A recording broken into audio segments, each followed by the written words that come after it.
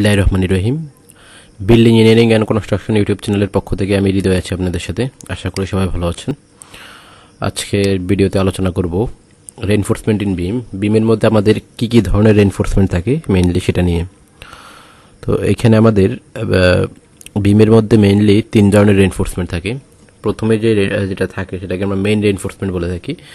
আমি যদি এই যে দেখাই এখানে লংগিটিউডিনাল লং রড যেগুলো একদম বিমের এই পাশ থেকে ওই পাশ পর্যন্ত একদম লম্বালম্বিভাবে যে রডটা আছে সেটাকে বলা হয় লংগিটিউডিনাল বা মেইন রেইনফোর্সমেন্ট।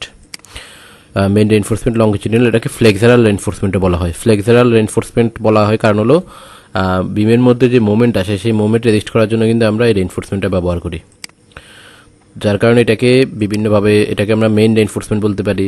হ্যাঁ, মেইন রেইনফোর্সমেন্ট বলা হয় আর কি। আর অন্যভাবে বললে আমরা লংগিটিউডিনাল রেইনফোর্সমেন্ট বলতে পারি, ফ্লেক্সারাল রেইনফোর্সমেন্ট এটাকে আমরা বলতে পারি। ওকে, এরপরে হলো সেকেন্ডারি রেইনফোর্সমেন্ট। সেকেন্ডারি রেইনফোর্সমেন্টটাকে আমরা স্টিরাপ বলি, মানে স্টিরাপকে আমরা মেইনলি সেকেন্ডারি রেইনফোর্সমেন্ট বলি বা শেয়ার রেইনফোর্সমেন্টও বলা হয়।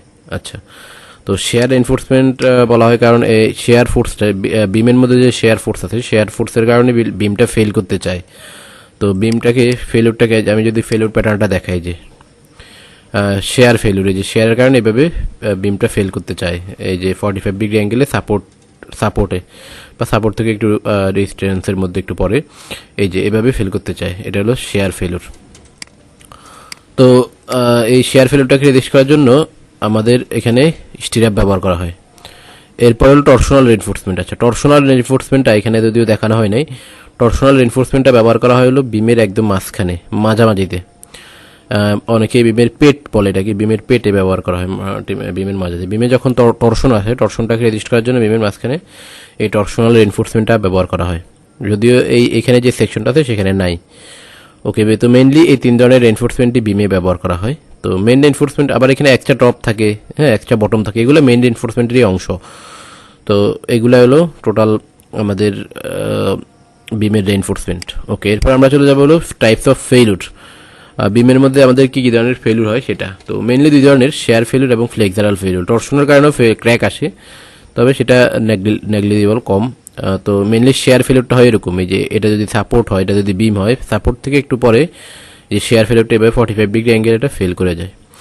আর এইখানে হলো আমাদের এই যে এখানে হলো আমাদের ফ্লেক্সারাল ফেলুরটা হয়। এখানে এই যে এখানে আমাদের টেনশন হয়, টেনশনের কারণে রেইনফোর্সমেন্টটা ফেলুর হলে ক্র্যাক চলে আসে, এখানে এভাবে ফেলুরটা হয়। এটা ওই যে শেয়ার ফেলুর। তো এগুলো হলো ফেলুর প্যাটার্ন। আর এরপরে আমি এখন আলোচনা করব practical consideration for beam design and construction. একটা বিম আমরা যখন ডিজাইন এবং কনস্ট্রাকশন করব, তো তখন আমাদের কি কি বিষয়গুলো আমাদের খেয়াল রাখতে হবে, হ্যাঁ, কি কি কনসিডারেশনে রাখতে হবে।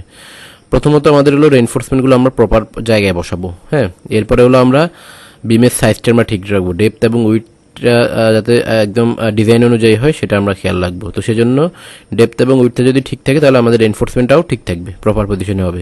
ক্লিয়ার কভার আমরা 1.5 ইঞ্চি রাখবো চারপাশে মিনিমাম, এর চেয়ে বেশি রাখলেও রাখা ঠিক না, মানে মিনিমাম 1.5 ইঞ্চি অপটিমাম, হ্যাঁ, এটা বিমের জন্য। যদি বিম গ্রেড বিম মাটির নিচে হয় বা মাটির লেভেলে হয় তাহলে সেক্ষেত্রে 2 ইঞ্চি, 2.5 ইঞ্চি, 3 ইঞ্চি রাখা যেতে পারে। নর্মালি গ্রেড বিমের ক্ষেত্রে, এটা হলো ফ্লোর বিমের জন্য, গ্রেড বিমের জন্য 2 ইঞ্চি ক্লিয়ার কভার রাখা হয়। এরপর লেন্থ অফ এক্সট্রা টপ। এখানে যে এক্সট্রা টপ আছে, যেখানে আপনারা এক্সট্রা টপ দেখতে পাচ্ছেন, এক্সট্রা টপ রডটা হবে হলো L/4 ডিস্টেন্স সাপোর্ট থেকে, হ্যাঁ, সাপোর্টে ক্ষেত্রে এক্সটেরিয়র সাপোর্ট আর কি, এক্সটেরিয়র সাপোর্টে L/4, আর ইন্টেরিয়র সাপোর্টে হবে হলো L/3 ডিস্টেন্স পরে। ওকে, এরপরে হলো এখানে এক্সট্রা বটমটা হবে হলো L/8 distance from column face, কলামের ফেস থেকে L/8 ডিস্টেন্স পর্যন্ত এক্সট্রা বটমটা হবে। এরপরে হলো ডেভেলপমেন্ট লেন্থটা দিতে হবে প্রপারভাবে। ডেভেলপমেন্ট লেন্থ বলতে এই যে এইটা ডেভেলপমেন্ট লেন্থ, এটার ক্যালকুলেশন আছে, যে এখানে ক্যালকুলেশন করে এটা যত ইঞ্চি বের হয় তত ইঞ্চি দিতে হবে এখানে। এরপরে এখানে আমাদের stirrup hook will be 3 inch, হ্যাঁ। স্টিরাপের যে স্টিরাপ থাকবে এখানে, আমাদের স্টিরাপগুলো এখানে এই যে এখানে দেখানো, এখানে ফিগার নাই অবশ্য। আচ্ছা, স্টিরাপের ফিগার আনফরচুনেটলি আমার এখানে স্টিরাপের একটা ফিগার নাই, যার কারণে আমি স্টিরাপের হুকটা দেখাতে পারতেছি না। আচ্ছা, তো স্টিরাপগুলোর হুক হবে 3 ইঞ্চি এবং 135 ডিগ্রি কোণে এটা থাকবে। এটা হলো আর্টওয়ার্ক রেজিস্ট্যান্স ডিজাইনের জন্য।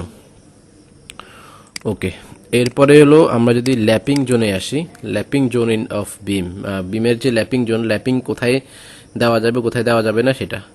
তো ল্যাপিংটা মেইনলি আমাদের এখানে, আমাদের যদি এটা যদি কলাম হয়, কলামের ফেস থেকে 2h ডিস্টেন্স পরে আমাদের ল্যাপিংটা দিতে হবে। আবার এদিকেও সেম 2h ডিস্টেন্স পরে, হ্যাঁ 2h ডিস্টেন্স পরে দিতে হবে। এই 2h ডিস্টেন্স মিডল থার্ড জোনে মেইনলি দিতে হবে, হ্যাঁ মিডল থার্ড জোন। টপের ক্ষেত্রেও বটমের ক্ষেত্রে মিডল থার্ড জোনে দিতে হবে। তো 2h, এখানে h মানে কি? h মানে হলো আমাদের overall depth of beam. Suppose 12-18 একটা বিম আছে, হ্যাঁ 18 ইঞ্চি ডেপথ, তাহলে এই যে কলামের ফেস থেকে 36 ইঞ্চি পরে গিয়ে ল্যাপিংটা দিতে হবে বিমের, এর আগে দেওয়া যাবে না। এই যে এখানেও সেম, হ্যাঁ মিডল থার্ড জোনে দিতে হবে। তো এটা ছিল বিমের ল্যাপিং। এরপর আমাদের আরও কিছু বিষয় খেয়াল রাখতে হবে। এখানে এই যে বিমের এখানে বলা আছে for beam bottom bar lap shall not provided within distance in a twice member depth of the face of the support. তো আমি যেগুলো বলেছি আসলে সেগুলাই এখানে বলা আছে। Not more than 50% bar shall be splice at one location, হ্যাঁ মানে এক জায়গায় 50% বেশি স্প্লাইস দেওয়া যাবে না। Lap splice to be confirm by stirrup with maximum spacing D/4 or 100 millimetre. যেখানে আমাদের ল্যাপিং জোন, সেখানে আমাদের স্পেসিং হিসাব নিকাশ করে যাই আসুক না কেন, মিনিমাম আমাদের মানে এটা দিতে হবে D/4 অথবা 100 মিলিমিটার, মানে 4 ইঞ্চি, হ্যাঁ বা 4 ইঞ্চির চেয়েও কম, D/4 করে যা আসে আর কি, দুটার মধ্যে যেটা গভর্ন করে সেটা। তো এটা ছিল আমাদের বিম সম্পর্কে আরও কিছু থিওরিটিক্যাল আলোচনা। এইগুলো আমরা মোটামুটি আমি আশা করি একটু কনসেপ্ট আপনারা অর্জন করতে পারছেন বিম সম্পর্কে। তো এরপরের ভিডিওগুলোতে আরও থিওরিটিক্যাল বিষয় আলোচনা করে এরপরে আমরা প্রবলেমে চলে যাব। হ্যাঁ আমরা একটা তিনটা প্রবলেম করব, তাহলে আমাদের বিম সম্পর্কে একদম আশা করি ভালো একটা আইডিয়া হবে। তো যদি সেই ভিডিওগুলো পেতে চান তাহলে সাবস্ক্রাইব করে বেল আইকনে ক্লিক করে রাখুন, যাতে ভিডিওগুলো সবার আগে আপনাদের কাছে পৌঁছে যায়। আর যদি এই ভিডিওটা আপনাদের ভালো লেগে থাকে তাহলে লাইক, কমেন্ট এবং শেয়ার করবেন। সবাই ভালো থাকবেন, সুস্থ থাকবেন। ধন্যবাদ সবাইকে।